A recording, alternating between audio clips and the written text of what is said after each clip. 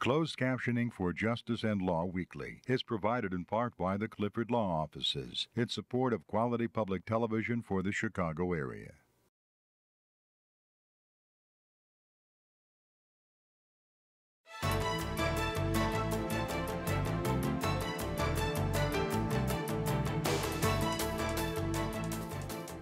Welcome to the Chicago Bar Association's Justice and Law Weekly. I'm Bob Clifford, President of the Chicago Bar Association. We are privileged to welcome the Right Honorable Beverley McLachlin, Chief Justice of Canada, as our guest. After several years in private practice and teaching law, Chief Justice McLachlin was appointed to the Vancouver County Court in 1981. She has also served as judge on the British Columbia Supreme Court and Court of Appeal. In 1989, she was sworn in as Justice of the Supreme Court of Canada and became the Chief Justice in 2000. She is the first woman to hold that position.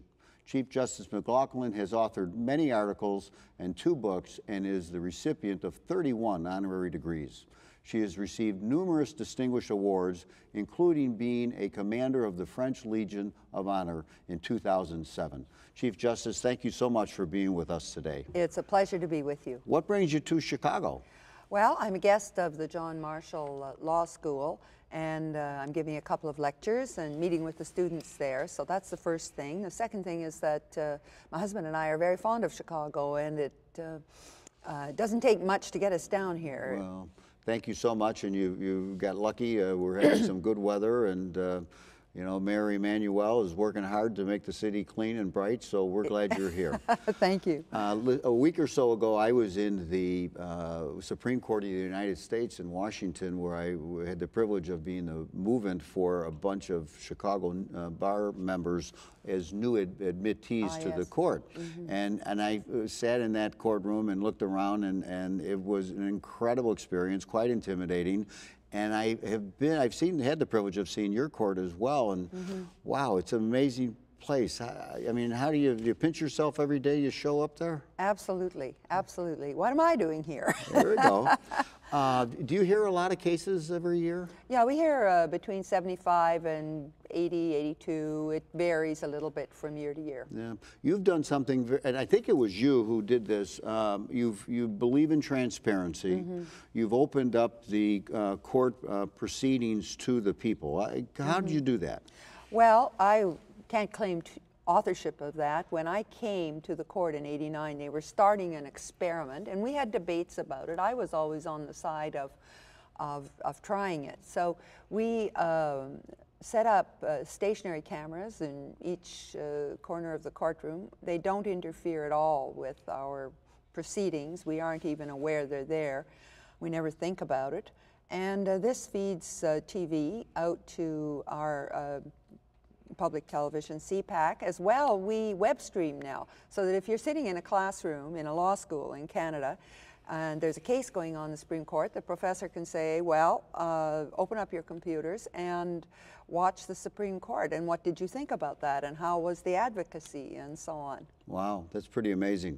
And has there been polling back from the public as to what the reaction is to that? I mean, they like it, dislike it? Oh, I think that it's been very positively reviewed. We have this experiment that's been going on for over 2 decades. We keep it as an experiment, so if things were to go wrong and there were any abuses, we could always terminate it. But it's been very, very well received. And people watch it. You know, people who are interested in a particular issue, and then there's certain people who just like to watch the court. I'm not saying that we would be giving the major networks a run, but it is a matter of public interest, and lots of people are watching it. Yeah. As the Chief Justice, you are not only involved in casework and making decisions on cases, but there's an administrative side to what you do. What's the relationship between you in that position and the judges on the lower courts? Are you their boss? Do you watch how they process their work to make sure the systems are working for the people? How do you do that? No, insofar as I have administrative duties, they mainly relate to the Supreme Court of Canada, which consists of 8 judges plus me, 9 judges in all. And so it's my responsibility, together with the other judges, because we work together a lot, but I have the main responsibility to make sure that the cases are heard in proper order. I assign writing. I try to spearhead issues. I try to make sure that the whole organization is running smoothly. And then also the Chief Justice of Canada is the chairperson of the CJC, the Canadian Judicial Committee. This is a statutory body of all the Chief Justices across the Canadian Judicial Council. And that involves what we call discipline or complaints or conduct of judges. I don't personally get involved in the conduct file, but there's some sort of administrative. Plus, we try to set standards for the judiciary across the country, the effective administration of justice across the country. So in that sense, I have a small role with other courts, but my main job is with the Supreme Court of Canada. Right. Are all judges in Canada appointed? Yes. Okay, because the reason I ask that, I think you know that here in the U.S. and here in Illinois in particular, we elect judges. And not only do we initially elect them, once they're there for a 6-year term, we then get into a retention process. And there's always been a debate in the U.S. about, well, is the elective system better than the appointment process? Because they both have their strengths and weaknesses. Have you ever studied that at all, and do you have any thoughts about that? Well, I've thought about it. I don't know your system intimately, so I suppose I'm not in the best position to make a judgment. We always have appointed judges, and from our perspective, I think most Canadians are quite content with that because they look at problems, to them would be problems of judges having to go out and campaign, raise money, maybe be perceived as watching what decisions they make because they don't want to get in bad with a certain group that they need the support of to get reelected. Right. So for us, we see conflicts. We would see conflicts between election and the independence and the perceived independence of the judge. But I know it works well in many states, and I think we work with what our constitutions give us. Sure. And one other difference, I think, are you appointed for life? We, judges in Canada are appointed until a retirement age, and for the federally appointed judges, it is 75. Right, so that hypothetically, when you reach 75, which is many, many I hope years it's not from hypothetical. now, many years from now, yeah.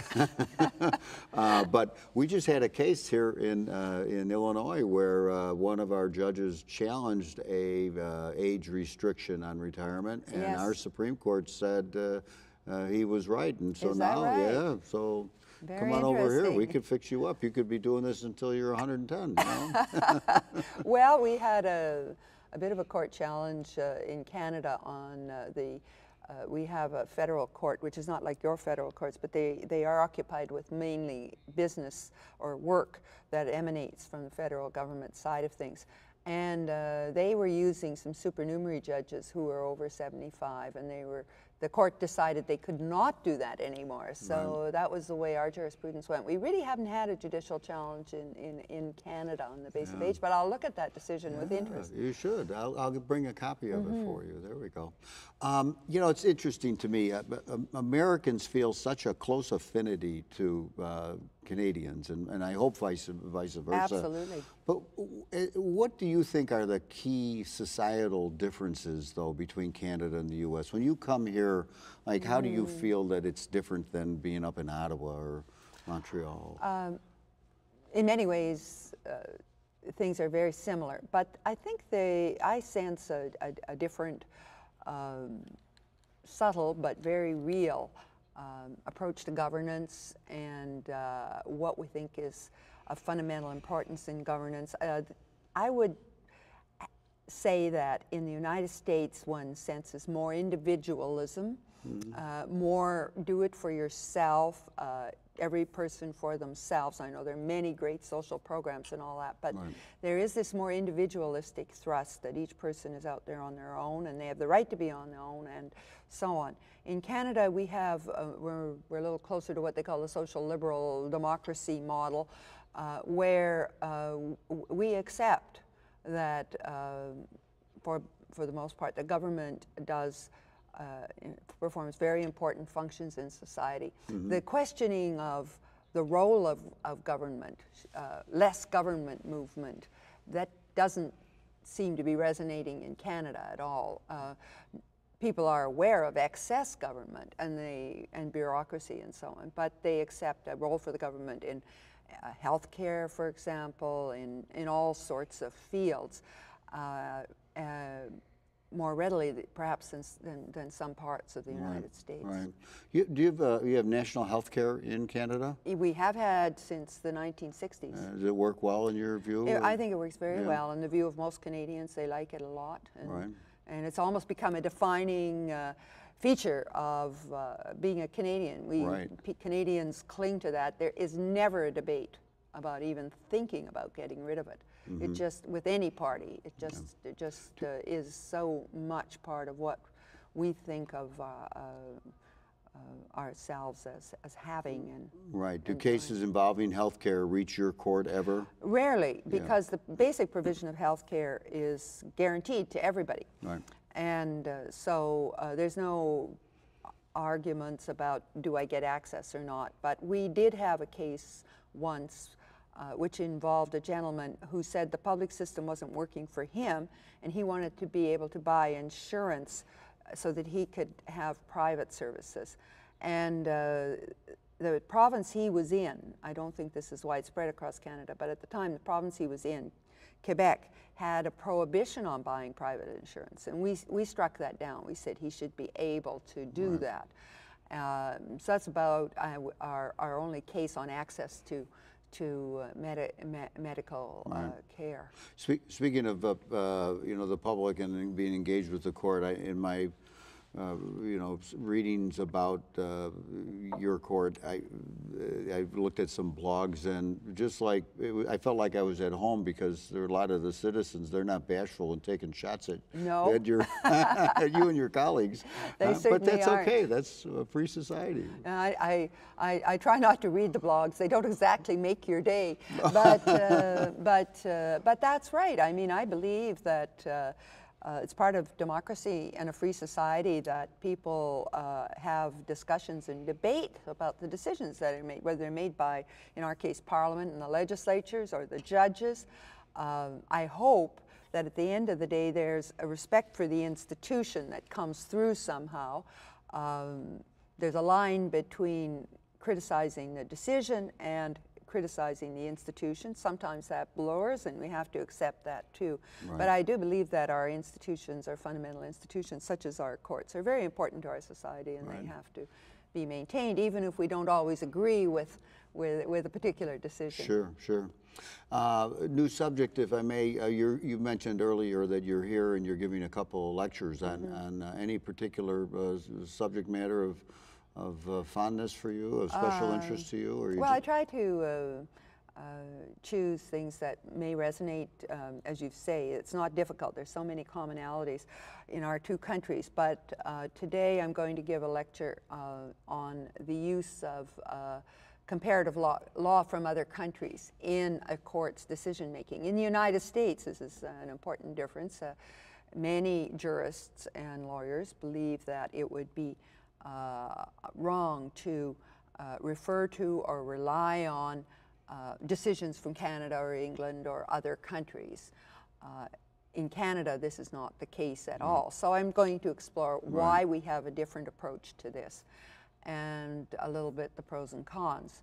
And tomorrow I'm going to be talking about security and terrorism, because Canada and the United States occupy North America. We are joined, not just at the hip, but in so many ways. In so many ways, and so we are both vitally interested in security issues and terrorism and combating terrorism. So no doubt people here are very familiar with what the United States has done. I'll try to bring some perspectives as to what Canada has done. Oh, terrific.